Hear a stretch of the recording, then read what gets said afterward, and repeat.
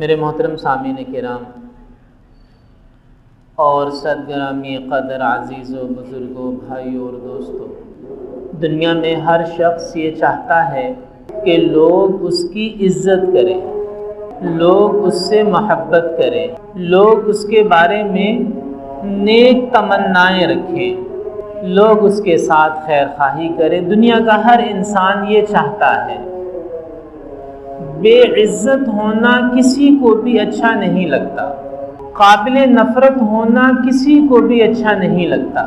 کوئی بھی نہیں یہ چاہتا کہ لوگ اس سے حسد کریں، کوئی یہ نہیں چاہتا کہ لوگ اس کے بدخواہ ہوں، لوگ اس کا برا سوچیں۔ ہم میں سے بھی ہر شخص یہی تمنا رکھتا ہے کہ لوگ اس سے محبت کریں، اپنے گھر والے، بیوی بچے، ماں باپ، بہن بھائی، رشتہ دار، محلے دار، ہمسائے، پڑوسی، عزت ہو انسان کی، انسان سے محبت کریں، انسان کے خیر خواہ ہوں۔ اب یہ عزتیں ہم جس رستے میں ڈھونڈ رہے ہیں وہاں یہ عزتیں نہیں ہیں۔ یہ محبتیں ہم جن راستوں کے ذریعے ڈھونڈ رہے ہیں وہاں یہ محبتیں نہیں ہیں۔ ہم عزت چاہتے ہیں کپڑوں کے ذریعے، ہم عزت چاہتے ہیں روپے پیسے کے ذریعے، اپنے روب و دبدبے کے ذریعے، اپنی اکڑ کے ذریعے۔ اس میں عزت نہیں ہے۔ جس چیز میں عزت ہے وہ اللہ نے قرآن و سنت میں بیان کی ہے۔ اگر آپ یہ چاہتے ہیں کہ لوگ آپ سے محبت کریں، لوگ آپ کی عزت کریں، لوگ آپ کے خیر خواہ ہوں، لوگ آپ کا اچھا سوچیں، تو کچھ اعمال ہیں جو قرآن و سنت میں ہمیں بتائے گئے ہیں کہ یہ جو لوگوں کی ہمارے بارے میں نیک تمنائیں ہوتی ہیں، اس کا ہماری زندگی پہ ایک مثبت روحانی اثر پڑتا ہے۔ یہ ذرا سمجھنے کی بات ہے کہ لوگوں کی ہمارے بارے میں جو اچھی تمنائیں ہیں، نیک تمنائیں ہیں، اس کا ہماری زندگی پہ ایک مثبت روحانی اثر پڑتا ہے، اور لوگوں کی ہمارے بارے میں جو بری تمنائیں ہیں، جو ہمارے بدخواہ ہیں، جو حاسدین ہیں، ان کے حسد کا ہماری زندگی پہ ایک منفی روحانی اثر پڑتا ہے۔ یہ جو حاسد ہے، حاسد اپنی نظروں کے ذریعے سے، حاسد اپنے جذبات کے ذریعے سے، حاسد اپنی سوچ اور اپنی فکر کی قوت سے آپ کو نقصان پہنچا سکتا ہے۔ من شر حاسد اذا حسد، سورۃ الفلق میں جن چیزوں سے پناہ مانگی گئی ان میں ایک یہ بھی ہے کہ من شر حاسد اذا حسد، کہ میں حاسد کے شر سے پناہ چاہتا ہوں جب وہ حسد کرنے لگے۔ اب اس کے حسد کا ایک تو عملی اظہار ہے کہ وہ آپ کے خلاف سازشیں کرے، اور ایک روحانی اثر ہے، اس کی سوچ، اس کی فکر، اس کے دماغ سے نکلنے والی لہریں اور اس کی نظر کی تیزی، یہ بھی آپ کے لیے نقصان کا باعث بن سکتی ہے۔ اس لیے ہمیں لوگوں کو اپنا دشمن نہیں بنانا چاہیے، ہمیں لوگوں کو اپنا مخالف نہیں بنانا چاہیے۔ یہ بات میں پہلے بھی کئی مرتبہ عرض کرتا ہوں کہ آپ لوگوں کو اپنا دشمن نہ بنائیں خواہ مخواہ، چھوٹی چھوٹی باتوں پہ لوگوں کو اپنا دشمن نہ بنائیں، لوگوں کو ناراض نہ کریں، لوگوں کو اپنا بدخواہ نہ بنائیں، لوگوں کو اپنے سے حسد کرنے والا نہ بنائیں خواہ مخواہ، لوگوں سے لڑائی جھگڑا نہ کریں۔ جہاں آپ جھگڑے سے بچ سکتے ہیں، لڑائی سے بچ سکتے ہیں، دوسرے کو دشمن بنانے سے بچ سکتے ہیں، وہاں بچیں۔ یہ نہ سوچیں کہ اگلا کتنا کمزور ہے، یہ میرا کیا بگاڑ لے گا، اس کی اوقات ہی کیا ہے، اس کے پلے، یہ نہ سوچیں کہ اس کے پلے کیا ہے۔ کسی بھی انسان کو اپنا دشمن نہ بنائیں، اپنا بدخواہ نہ بنائیں، اس کا نقصان ہوتا ہے۔ جب کوئی آپ کا بدخواہ بن جاتا ہے، جب کوئی آپ کے بارے میں برا سوچنے لگ جاتا ہے تو اس کا آپ کو نقصان ہوتا ہے۔ لہٰذا لوگوں کو اپنا دوست بنائیں، لوگوں کو اپنے سے محبت کرنے والا بنائیں، لوگوں کو اپنا ہمدرد بنائیں، لوگوں کو اپنا خیر خواہ بنائیں۔ اب یہ سمجھنے کی ضرورت ہے کہ لوگ آپ کے خیر خواہ کیسے بن سکتے ہیں، لوگ آپ سے محبت کرنے والے کیسے بن سکتے ہیں۔ اس بات کو ہم نے قرآن و سنت کی روشنی میں سمجھنا ہے۔ سب سے پہلی چیز جو حدیث شریف میں آئی ہے، مشکات شریف میں بھی یہ حدیث موجود ہے، حدیث کی دوسری کتابوں میں بھی ہے، آقا نامدار حضرت محمد مصطفیٰ صلی اللہ علیہ وسلم نے فرمایا، ازہد فی ما عند الناس یحبک الناس، کہ جو کچھ لوگوں کے پاس ہے تم اس سے بے نیاز ہو جاؤ۔ یعنی سادہ لفظوں میں اس کا میں ترجمہ کروں تو اس کا ترجمہ یہ ہے کہ تم لوگوں کی چیزوں پہ نظر نہ رکھو، لوگوں کے پیسوں پہ، لوگوں کے کپڑوں پہ، لوگوں کے گھر پہ، لوگوں کی گاڑی پہ، لوگوں کی چیزوں پہ نظر نہ رکھو۔ ازہد فی ما عند الناس، لوگوں کی چیزوں پہ نظر نہ رکھو۔ یحبک الناس، لوگ تمہیں اپنا محبوب بنا لیں گے، لوگ تمہیں اپنا پیارا بنا لیں گے۔ تو اگر آپ کسی کا پیارا بننا چاہتے ہیں، کسی کا محبوب بننا چاہتے ہیں، تو پھر اس کی چیزوں پہ نظر نہ رکھیں۔ یہ جو کہا جاتا ہے نا کہ ادھار محبت کی قینچی ہے، یہ بات صحیح ہے، ادھار محبت کی قینچی ہے، کیونکہ پیسے اس شخص کے محبوب تھے، اب آپ نے اس سے مانگ لیے، حالانکہ اس کو خود ضرورت بھی تھی، اس نے مشکل سے کمائی بھی تھے، اب آپ نے مانگ لیے، گویا کہ اب آپ نے اس کے پیسوں پہ نظر رکھی، چاہے قرضہ ہی مانگا لیکن نظر رکھی۔ نتیجہ یہ ہوگا کہ اب آپ اسے پیارے نہیں رہیں گے، اب آپ پیارے نہیں رہیں گے، کیونکہ آپ نے ایک پیاری چیز اس سے مانگ لی۔ ہمارے ایک استاد محترم یہ فرمایا کرتے تھے کہ یہ جو دنیا ہے، دنیا لوگوں کی محبوبہ ہے، دنیا لوگوں کی محبوبہ ہے۔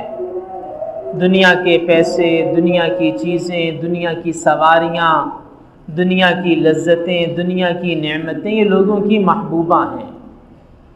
اور اگر کسی سے اس کی محبوبہ مانگی جائے تو کیا وہ آپ کی عزت کرے گا یا آپ کو ذلیل کرے گا؟ کیا وہ آپ سے محبت کرے گا یا آپ سے نفرت کرے گا جب آپ کسی سے اس کی محبوبہ مانگیں گے؟ تو آپ اگر کسی سے اس کی دنیا کی چیزیں مانگیں گے، اس کی دنیا کی چیزوں پر نظر رکھیں گے، تو پھر یہ بھول جائیں کہ وہ آپ سے محبت کرے گا یا وہ آپ کی عزت کرے گا یا وہ آپ کا ہمدرد ہوگا یا وہ آپ کا خیر خواہ ہوگا۔ ازہد فی ما عند الناس یحبک الناس، یہ رسول پاک صلی اللہ علیہ وسلم نے بڑی ہی قیمتی بات ارشاد فرمائی معاشرتی تعلقات کے حوالے سے، کہ لوگوں کی چیزوں پہ نگاہ نہ رکھو۔ آج کل یہ ہوتا ہے کہ کسی سے سواری مانگ لی، کسی سے پیسے مانگ لیے، کسی سے موبائل مانگ لیا، کسی سے کبھی کیا مانگ لیا، کبھی لوگوں کو ایک عادت بن جاتی ہے۔ قرضہ لینا یہ ضرورت نہیں ہے، یہ ایک عادت ہے۔ یعنی اگر آپ تھوڑا سا غور کریں کہ جو لوگ قرضے لیتے ہیں، یہ ضروری نہیں کہ وہ بہت غریب ہے تو قرضہ لیتا ہے، اسے قرضے لینے کی عادت پڑ جاتی ہے، ادھار پہ زندگی گزارنے کی عادت پڑ جاتی ہے۔ جب قرضے لینے کی، ادھار پہ کام چلانے کی عادت پڑ جاتی ہے تو وہ امیر ہو یا غریب ہو، پھر وہ قرضے پہ ہی اپنی معیشت کو چلاتا ہے۔ کیا امیر لوگ قرضے نہیں لیتے؟ امیر لوگ غریبوں سے زیادہ قرضے لیتے ہیں، کیونکہ وہ تو بینکوں سے پھر لاکھوں اور کروڑوں اور اربوں کے حساب سے قرضے لیتے ہیں۔ تو اس سے پتہ چلا کہ قرض پہ زندگی گزارنا یہ ضرورت یا مجبوری نہیں ہے، یہ ایک گندی عادت ہے، عادت ہے۔ قرضے کا تعلق مجبوری یا غربت یا ضرورت کے ساتھ نہیں، یہ ایک عادت بن جاتی ہے بعض لوگوں کی کہ انہوں نے اپنا نظام چلانا ہی قرضوں پر ہوتا ہے۔ ایک تو یہ ہے کہ زندگی میں کوئی ایسی مجبوری آ گئی، کوئی شادی کا معاملہ ہے، کوئی مکان کا معاملہ ہے، خدا نہ خواستہ کوئی بیماری کا معاملہ ہے، چلو وہ ایک مجبوری ہے، لیکن لوگ چھوٹی چھوٹی چیزوں کے لیے قرضہ لیتے ہیں، قرضے کے اوپر کاروبار کھڑے ہیں۔ آج آپ مارکیٹوں میں دیکھیں کہ قرضوں کے اوپر پورے کا پورا کاروبار کھڑا کر رکھا ہے، لوگوں کے پیسے دبائے ہوئے ہیں اور اس کے اوپر کاروبار ہو رہا ہے۔ اب یہ جو قرض ہے، یہ جو ادھار ہے، بلا ضرورت اس کے اوپر اپنی زندگی کو لانا، اس پہ اپنے نظام کو چلانا، یہ تو خود ایک گناہ کی بات ہے۔ تو ازہد فیما عند الناس، یہ اصول بیان فرمایا رسول پاک صلی اللہ علیہ وسلم نے کہ لوگوں کی چیزوں پہ نظر نہ رکھو، لوگوں کی چیز ہے لوگوں کو مبارک ہو، دوسروں کی چیز ہے دوسروں کو مبارک ہو، اللہ انہیں اور برکت عطا فرمائے، اللہ انہیں اور ترقی عطا فرمائے۔ ہم یہ دعا کریں، ہم لوگوں کی چیزوں پہ نگاہ نہ رکھیں۔ ہمیں چاہیے ہم خود محنت کریں، کوشش کریں، جد و جہد کریں، اللہ سے دعا بھی مانگیں، برکت کی دعا مانگیں، ہم اپنے لیے کوشش کریں، لوگوں کی چیزوں پہ نگاہ نہ رکھیں۔ آج کل تو یہ حال ہے کہ اگر بیٹا باپ سے پیسے مانگ لے تو باپ کو اچھا نہیں لگتا، بیوی خامن سے پیسے مانگ لے تو گھر میں جھگڑا شروع ہو جاتا ہے۔ کیوں؟ کیونکہ یہ چیزیں لوگوں کو پیاری ہوتی ہیں۔ تو جب وہ اپنی بیوی سے جھگڑ رہا ہے، جب وہ اپنے بچے کو پیسے دینا ناپسند کر رہا ہے، تو آپ کو جب وہ پیسے دے گا تو پھر آپ کی عزت کیسے کرے گا، پھر آپ سے محبت کیسے کرے گا، پھر آپ کا خیر خواہ کیسے ہوگا؟ تو ایک پہلی بات تو یہ ہے، اور اس حدیث کا دوسرا جملہ بھی برکت کے لیے سنا دیتا ہوں۔ حضور نے فرمایا کہ لوگوں کی چیزوں پہ نگاہ نہ رکھو، لوگ تم سے محبت کریں گے، اور اس حدیث کا دوسرا جملہ یہ ہے، ازہد فی الدنیا یحبک اللہ، دنیا سے بے رغبتی اختیار کر لو، اللہ تم سے محبت کرے گا۔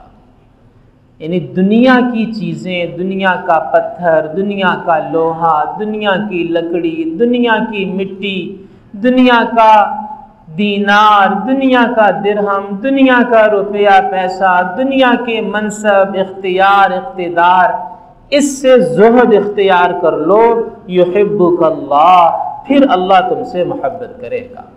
اللہ تعالیٰ کو وہ دل پسند نہیں ہے جو کسی دوسرے کی محبت میں گرفتار ہو۔ اللہ تعالیٰ وحدہ لا شریک لہ ہے، قل هو اللہ احد، وہ احد ہے، احد، اس کا کوئی شریک نہیں، تو اسے یہ بھی پسند نہیں کہ کوئی محبت میں اس کے ساتھ کسی کو شریک ٹھہرائے، اسے محبت کی شراکت بھی پسند نہیں ہے۔ تو جس دل میں دنیا کی محبت ہوتی ہے، دنیا کی چیزوں کی محبت ہوتی ہے، دنیا کے روپے، پیسے، عہدے اور منصب کی محبت ہوتی ہے، پھر اس دل میں اللہ کی محبت کی لذت نہیں آتی، اور نہ ہی اس دل والے کو اللہ اپنا محبوب بناتا ہے۔ اللہ کا محبوب بننا ہے تو ازہد فی الدنیا، دنیا کی چیزوں کی محبت کو دل سے نکالنا ہوگا۔ تو ایک تو یہ حدیث مبارکہ ہے کہ آپ لوگوں کی نظروں میں کیسے محبوب، اچھے، باعزت بن سکتے ہیں، اور کیسے لوگ آپ کے خیر خواہ اور ہمدرد بن سکتے ہیں۔ اور جو دوسری حدیث مبارکہ ہے، اس میں رسول پاک صلی اللہ علیہ وسلم نے منافق شخص کی نشانیاں بیان فرمائیں۔ منافق سے ہر کوئی نفرت کرتا ہے، منافق سے ہر کوئی نفرت کرتا ہے، بلکہ ہم نے یہ دیکھا، یہ ایک مشاہدہ ہے، لوگ کھلے دشمن سے اتنی نفرت نہیں کرتے جتنی نفرت لوگ منافق سے کرتے ہیں۔ جو آپ کو دھوکہ دیتا ہے، جو آپ کے ساتھ فراڈ کرتا ہے، اس سے آپ کو جو نفرت ہوتی ہے، اس نفرت کا ایک الگ ہی مقام ہے۔ لہٰذا ہم منافق نہ بنیں۔ اگر لوگوں کی نظروں میں محبوب بننا چاہتے ہیں، عزت دار بننا چاہتے ہیں، لوگوں کو اپنا خیر خواہ بنانا چاہتے ہیں، تو پھر ہم منافق نہ بنیں۔ اب منافق کون ہوتا ہے؟ ایک تو آپ سمجھتے ہیں کہ جس کا ظاہر کچھ ہو باطن کچھ ہو، جس کے بارے میں حدیث میں لفظ آیا ذو الوجہین، ذو الوجہین، دو منہ والا، دو منہ والا، حدیث کے الفاظ ذو الوجہین، دو منہ والا، کہ ادھر جائے گا تو کچھ، ادھر جائے گا تو کچھ۔ حدیث میں آیا کہ قیامت کے دن جو لوگ بدترین درجے میں ہوں گے ان میں سے ایک یہ ذو الوجہین ہوگا، دو منہ والا منافق، جس کا ایک منہ کچھ ہے دوسرا منہ کچھ ہے، آپ کے سامنے ہے تو آپ کے لیے بہت اچھا، اور پیٹھ پیچھے وہ آپ کی پیٹھ میں خنجر گھومتا ہے۔ ایسے آدمی کی کوئی عزت نہیں ہے۔ اب آپ دیکھیں گے جو منافق ہے یہ اپنے آپ کو کیسے رسوا کرتا ہے۔ ایک آدمی نے اس کو دیکھا کہ آپ کے منہ پہ آپ کی تعریف کر رہا ہے، اب وہی آدمی اس کو دیکھتا ہے کہ آپ کی پیٹھ پیچھے آپ کو برا بھلا کہہ رہا ہے، سب سے پہلے تو وہ آدمی اس کو اپنی نظروں سے گرا دے گا کہ یہ عجیب آدمی ہے، ابھی اس کے سامنے کوئی بات کر رہا تھا، اب اس کی غیر موجودگی میں کچھ بات کر رہا ہے۔ ایسے منافق آدمی کی دنیا میں کوئی عزت نہیں ہے، اس سے کوئی محبت نہیں کرتا۔ ایسے لوگوں سے اس کے گھر والے بھی اس کی عزت نہیں کرتے، ایسے لوگوں کی۔ اور منافق کی جو نشانیاں حدیث میں آئی ہیں وہ بھی سنتے جائیے۔ رسول پاک صلی اللہ علیہ وسلم نے فرمایا کہ منافق کی پہلی نشانی یہ ہے اذا حدث کذب، جب بات کرے تو جھوٹ بکے، بات بات پہ جھوٹ بولنا منافقین کی ایک نشانی ہے۔ اب جب یہ بات بات پہ جھوٹ بولے گا تو آپ مجھے بتائیں کہ عزت کہاں رہے گی پھر؟ یعنی ایک آدمی گھر میں بیٹھا ہے، دروازے پر بیل ہوئی، دستک ہوئی، اپنے بچے سے کہتا ہے کہ جاؤ جو بھی ہے اسے جا کے کہہ دو کہ ابا گھر پہ نہیں ہیں۔ بچے نے سبق سنا، دروازے پہ گیا، جا کے کہہ دیا ابا گھر پہ نہیں ہیں۔ کچھ دیر بعد بچے نے کسی بات پہ جھوٹ بولا، کسی بھی بات پہ بچے نے جھوٹ بولا، اب ابا اس کو بٹھا کے نصیحت کرنے لگے کہ شرم کرو، جھوٹ بولنا تو گناہ کی بات ہے، جھوٹوں پہ اللہ کی لعنت ہے، تم نے جھوٹ کیوں بولا؟ اب بچہ اب سوچ میں پڑ گیا کہ ابھی تو خود تھوڑی دیر پہلے ابا نے جھوٹ سکھایا تھا، جھوٹ بلوایا تھا، جھوٹ بولنے کا کہا تھا، اب ابا یہ کہہ رہے ہیں کہ جھوٹوں پہ اللہ کی لعنت ہے۔ اب آپ سوچئے کہ اس آدمی کی اولاد کبھی اس کی عزت کرے گی؟ کبھی؟ کہ یہ عجیب آدمی ہے، خود جھوٹ بولتا ہے، خود جھوٹ سکھاتا ہے، خود گالی دیتا ہے، اور ہمیں کہتا ہے کہ گالی نہ دو، جھوٹ نہ بولو، دھوکہ نہ دو، خود کرتا ہے، اولاد دیکھ رہی ہے۔ تو اس آدمی کی اولاد کبھی اس کی عزت نہیں کرے گی۔ تو جھوٹ بولنے والا عزت کھو دیتا ہے، جھوٹ بولنے والے کی پھر معاشرے میں کوئی عزت نہیں ہوتی، اس سے کوئی محبت نہیں کرتا۔ اور دوسری بات حضور نے فرمائی منافق کی دوسری نشانی اذا وعد اخلف، بات کرے، وعدہ کرے تو وعدہ خلافی کرے، وعدہ کرے تو وعدہ خلافی کرے، یعنی اپنے قول و قرار کا لحاظ نہ رکھنا۔ بھئی ایک بات کی ہے اس بات پہ قائم تو رہو، ایک وعدہ کیا ہے، ایک معاہدہ کیا ہے، ایک بات کی ہے، اس پہ قائم تو رہو۔ تو اپنی بات سے مکر جانا، اپنے وعدے سے مکر جانا، وعدہ خلافی کرنا، یہ منافق کی نشانی ہے۔ اور میں عرض کروں کہ یہ والی نشانی بھی ہمارے معاشرے میں عام ہے، لوگوں کو یعنی اپنے قول و قرار کی ذرہ برابر پرواہ نہیں ہے کہ بھئی ایک بات کی ہے، ایک وعدہ کیا ہے، ایک زبان دی ہے، ایک معاہدہ کیا ہے، کچھ تو اس کا لحاظ رکھو، کچھ تو لحاظ رکھو۔ یہی قرض کے معاملے میں، جیسے میں نے ابھی عرض کیا کہ قرضہ مجبوری نہیں ہوتی، قرضہ عادت ہوتی ہے۔ قرض کے معاملے میں آپ دیکھیں کہ آپ نے کسی کو قرضہ دیا، اس نے آپ کو کہا کہ 1 مہینے کے بعد واپس دے دوں گا، اب 1 مہینے تو کیا 6 مہینے نام بھی نہیں لے رہا. بھئی 1 مہینہ گزر گیا، نہیں انتظام ہوا، دوبارہ مل لو، دوبارہ وقت لے لو. اور ہم نے یہ دیکھا ہے کہ لوگوں کو اپنے پیسے، قرض دیے ہوئے پیسے واپس لینے کے لیے منتیں کرنی پڑتی ہیں. منتیں یعنی ایسے جا کے پیسے واپس مانگنے پڑتے ہیں جیسے کوئی بھیک مانگ رہا ہے. کچھ تو زبان کا لحاظ کرنا چاہیے، کچھ تو یہ جو قول و قرار ہے، معاہدہ ہے، وعدہ ہے. حدیث میں آیا کہ وعدہ توڑنا منافق کی نشانی، اور اللہ تعالیٰ نے قرآن میں فرمایا کہ قیامت کے دن وعدوں کے بارے میں تم سے سوال کیا جائے گا. ان العہد کان مسئولا، قیامت کے دن وعدوں کے بارے میں، عہد کے بارے میں سوال کیا جائے گا. اور تیسری بات حضور نے فرمائی منافق کی نشانی وَإِذَا اؤْتُمِنَ خَانَ، جب اس کے پاس امانت رکھوائی جائے تو امانت میں خیانت کرے. امانتوں میں خیانت کرنا منافقوں کا کام ہے. ایمان والا مسلمان امانت میں خیانت نہیں کرتا. اور یہاں یہ سمجھ لیجئے کہ امانت صرف یہ نہیں ہوتی کہ ایک آدمی نے آپ کے پاس کوئی چیز رکھوا دی، اب جب واپس لینے آئے تو آپ اس کو وہ صحیح سالم واپس کر دیں، یہ بھی ہے، لیکن صرف یہی نہیں ہے. آپ ایک ملازم ہیں، ایک دکان پہ یا ایک دفتر میں، کمپنی میں کام کرتے ہیں. کمپنی کے مالک نے کچھ چیزیں آپ کے حوالے کر دی. مثلا سرکاری ملازمین کو کاغذات ملتے ہیں، پین ملتے ہیں، کمپیوٹر مل گیا، بجلی ہے، ایئر کنڈیشن ہے، یہ سب امانت ہیں، یہ سب امانتیں ہیں. آپ ملازم ہیں، دکان پہ کام کرتے ہیں، مالک آپ کے اعتماد پہ دکان آپ کے حوالے کر کے چلا گیا. اس دکان میں موجود ایک سوئی سے لے کر کروڑوں کی چیز تک ہر چیز کے آپ امانت دار ہیں.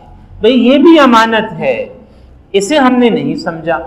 لوٹ رہے ہیں، سرکاری مال ہو، کمپنی کا مال ہو، دکان کے مالک کا مال ہو، لوٹ مچا رکھی ہے. کبھی نہیں سوچا کہ اگر اس نے مجھ پہ اعتماد کیا ہے تو میری ذمہ داری تو زیادہ ہو گئی. اگر وہ آپ پہ اعتماد نہ کرے، خود نگرانی رکھے، تو یقین مانیے کہ آپ خوش ہوں کہ آپ کی ذمہ داری کم ہے. لیکن بھائی اگر اس نے آپ پہ اعتماد کیا، دکان آپ کے سپرد کر کے چلا گیا، اب آپ کی ذمہ داری میں کئی گنا اضافہ ہو گیا. یہ امانت ہے، امانت. ایک ایک چیز کا خیال رکھنا. سرکاری ملازمین کی اور بھی زیادہ ذمہ داری ہے، کیونکہ ایک کمپنی کا اگر ایک مالک ہے، قیامت کے دن اس ایک مالک کو جواب دینا ہے.